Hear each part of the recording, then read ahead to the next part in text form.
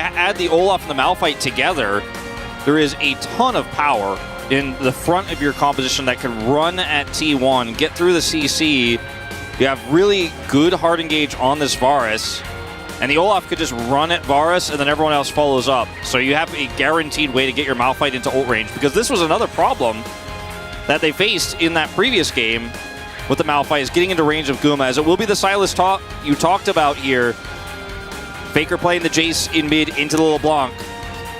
I think that the composition here for Gen.G is way stronger overall, even though the Olaf is arguably, of these 10 champions, the weirdest one we see. I think it actually fits the composition very well, and trying to engage.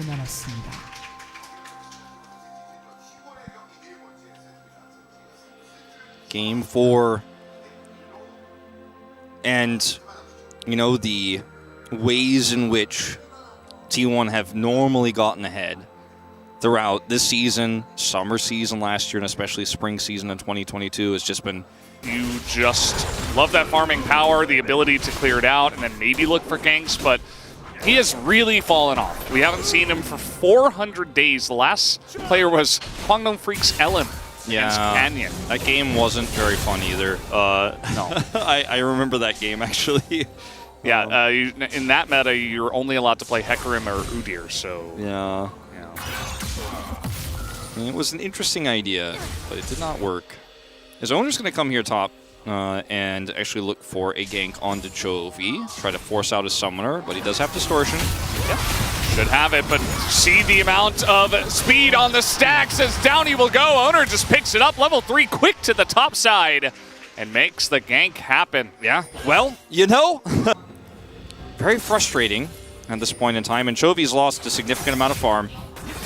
So this is going to hurt his ability to be a strong carry in the mid game. Yeah, I'm sure he's not too happy about that either, as Peanut here is spotted on this one, as that will go the way of Peanut, who does smite it down, but already in a lot of trouble, as he does not have Ghost, he does not have Flash, he does not have a health bar, as over the wall goes Faker.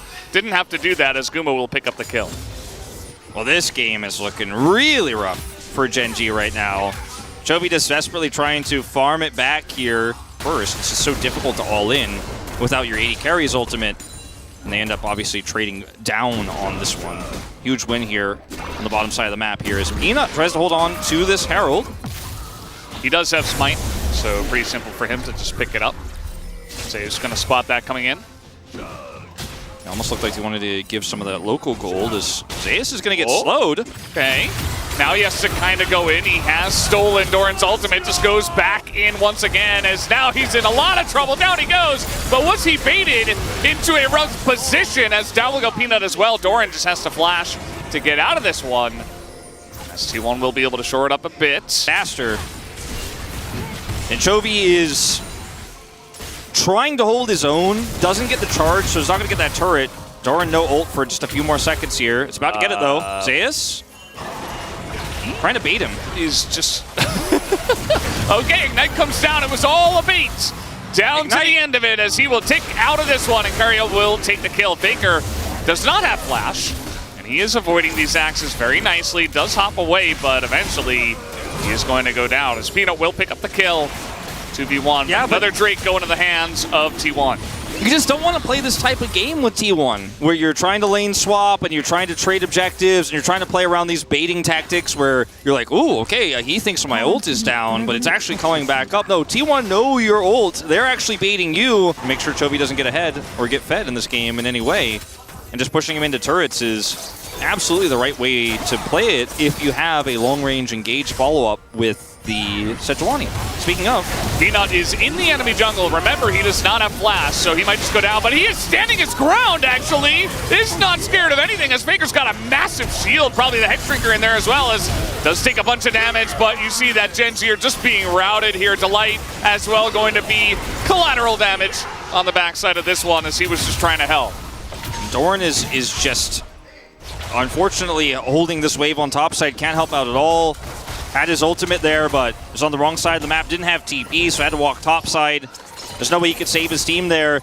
And it's just the Sejuani. He's the problem. He's going to go first item Maw Malmortius here. Faker is, because why not when you're just trying to follow a LeBlanc? And Peanut's coming in here to catch a Tahm Kench. There's just so much long range engage between the Tahm Kench and the Sejuani that, yeah, you're trying to force this, you're trying to bait this because you have both of your Rakan and the LeBlanc nearby, and you have Gore Drinker, so you're like, all right, this is the fight we force, and whoever comes over here will get baited in. But just don't play these games with T1. They will engage cleanly, they will punish you, they will win these. Yeah, and Guma gets here first. I mean, he's been having Cryo on the bot side this entire game. Outside of the shenanigans on the top side of the... But lots of health stacking. It's a lot of health stacking, and you're also just not in a position to pop off carry this game either. You know, you're just going to be more utility this time around, and that damage is massive against even the tanky supporters. They're going to look for a wraparound. Yeah, Carry is in a lot of trouble here as he will flash and gets away. Meanwhile, the entire team is looking to dive him under the turret. They will be successful. This is 5 members of Gen G in the mid lane right now. Okay, TP flank coming through. Not sure about that. Chains of Corruption are down, so a lot of damage already into Peanut. They're essentially trying to count him out of the fight here. There's a lot of poke into Doran as well. Trying to corral them in as it is dodged by Guma. It just flashes away from the Malphite ultimate. Zeus gets in, dodges the engage, but he's alone and exhausted in the back line as Gen G handle the flank perfectly. And they will get everybody out alive, just barely. Oh my God, oh, we all just had to hold our breath and sit on it. Always chug your refillable, and he will get out. And this was very close to be. Especially when you do have Varus and Jace on your team, and even the Silas is going to really benefit from that scaling as Zeus in a lot of trouble here. He does have Olaf ultimate, and he will eventually use it, you'd have to imagine, as there it is. But the damage might just be too much. He tries to go back in, but he just dies. Meanwhile, Guma does not have his flash. As in comes Keria. He's got Devour just in case. Doesn't have to use it. Guma looks, you know, he didn't look really too frustrated or worried at all on his player cam there. Almost looked like just instantly calming, like Olaf no ult. And Peanut's over here still going to get the red buff for this. As that was the kind of goal, was who can we catch here in the jungle after this pick. Luden, so he can't burst people. He still can, as we have seen. Yeah. Of course. Leandri's still definitely a very viable option, even if Delights are looking for this. As okay, he's going to get the flash out of Keria. So much poke damage comes in, but they don't have Silas. As here they go, Gen G are just going super deep. Can they get on the backlines? The question is no. Guma stands his ground, but Keria will be the first person to go down. Doran, the second, though, and a lot of low health bars here. As Zeus steals the Rakan ultimate, he's looking for it at the base, and he will get in that backline. And that is a couple of kills for Zeus. Make it 3, actually, as he picks up the triple, and that will be Mountain Soul for T1. You can't just do this right before Mountain Soul. You can't actually force this like this if you're not going to commit, and you can see the hesitation from Gen G. They ult with Peanut so they can set up for the knock-up here from Doran. And this is Mountain Soul now and Baron. Mountain Soul is going to help so much on this turn. Like, T1 do not have to take this Baron. They do have the smites. They do have the ability to go for it, but stolen Malphite ultimate is now they try to get in onto Chovy. Fantastic stopwatch timing. Will it matter, though, as they're trying to get into there, as Pino will be the last one, and Zeus has his own insane stopwatch timing as he will survive, and Chovy is on the run. Oh, Zeus has been making so many huge plays. Chovy is in trouble. Yeah, Chains of Corruption, that's the end of him, as so many ultimates get thrown straight into his face, as the last auto from Guma will do it, and that should be the Baron, although Gen G, we're sticking around. Yeah, Gen G is sticking around here, but, I mean, it's Pays who has to carry. He has no ult, he has no summoners. Good luck with that one. Doran does have ult. Not a lot of ults here on the side of T1, I suppose, as, yeah, Doran is going to be the one looking for the angle. They've got to find Guma somehow, but there's just such a front line here, and I just don't think you can stop this. They don't even have Smite. Yeah, they're just going to give it away. T1, a massive leap into the lead here. They take a big team fight. They take the Mountain Soul Baron, and another small team fight as well. And watch this fight here, where you're looking for a big Malphite ultimate. You have Peanut ulting with you, so you get on top of everybody, but you don't get Guma. He's at full health, and then Doran's like, oh, I'm dead. Stopwatch comes through, they see Zeus, and then there's a moment of hesitation. The flash is, you know, not ideal here, but then Zeus steals away the Rakan ultimate, and he is so low econ this game. He is so extremely low econ, but he's got a great flank, and he was punished for his last attempted flank. This time he gets the big money ultimate stolen away from Rakan. And then here, Chovy is just trying his best. His stopwatch is perfect. And then once again, Zeus makes a stopwatch happen after the stolen ultimate. just able to survive. Chovy gets nothing back for this and will eventually go down because Keria collapses here with the Chains of Corruption from Guma. Yeah, and that's Guma's not scared. He's got Mountain Soul. He's like, yeah, I can just frontline this one. And they do get the kill. And yeah, I think you're exactly right. Wolf, either Gen.G have to 100 to 0 Guma. Actually missing this one. How about we just run straight through all of them?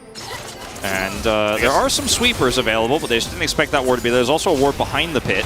Yeah. I'm not saying I think that Gen.G can win off of these, but it's their best bet, and here we go. Okay, pings onto the teleport. Should know about this. Guma has Flash and Ghost and everything.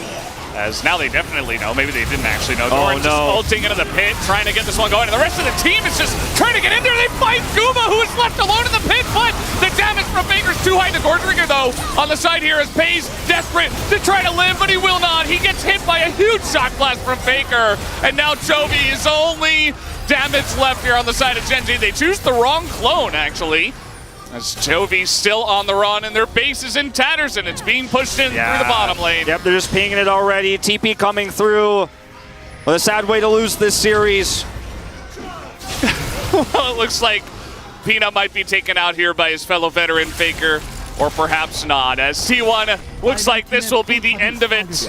As 3-1 will be the score. Very one-sided in the last 9 minutes of this game after one big team fight from the side of T1 as they take down the Nexus and they move on to their 4th LCK final in a row. The first team in LCK history to go 4 back-to-back finals, and they pull it off here. Faker looks so happy, and I know we're going to get that thumbs up, right? I know we're going to get it. Everybody's relieved here. You can see Guma and Owner looking very stressed out, but T1 a well-deserved victory tonight here. You're on the side of Gen.G.